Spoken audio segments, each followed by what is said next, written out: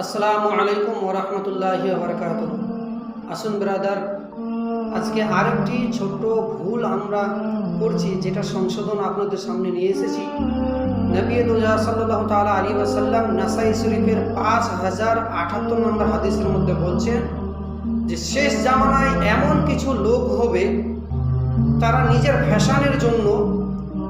ফ্যাশনের জন্য কবুতরের পায়খানার মতো কালো রং চুলে কিংবা দাড়িতে লাগাবে। বেড়াতে কথাটা ভালো করে শুনবেন, কবুতরের পায়খানার মতো কালো রং চুলে কিংবা দাড়িতে লাগাবে। তারা নিজেকে মনে করবে এটা হয়তো আমাদের ফ্যাশন, সৌন্দর্য বাড়ছে, কিন্তু তার একটা জিনিস খেয়াল করেনি যে নবী দুজা সাল্লাল্লাহু তাআলা আলাইহি ওয়াসাল্লাম বলছেন যে সে রং লাগার কারণে সে জান্নাতে যাওয়া তো দূরে থাক, জান্নাতের সেন্ট সে কোনোদিন পাবে না। তো ব্রাদার, আমরা চলতে ফিরতে যে ভুলটা করছি, আমাদের চাই যে সেই ভুল যেন আমরা না করি। সবাই সতর্ক হন।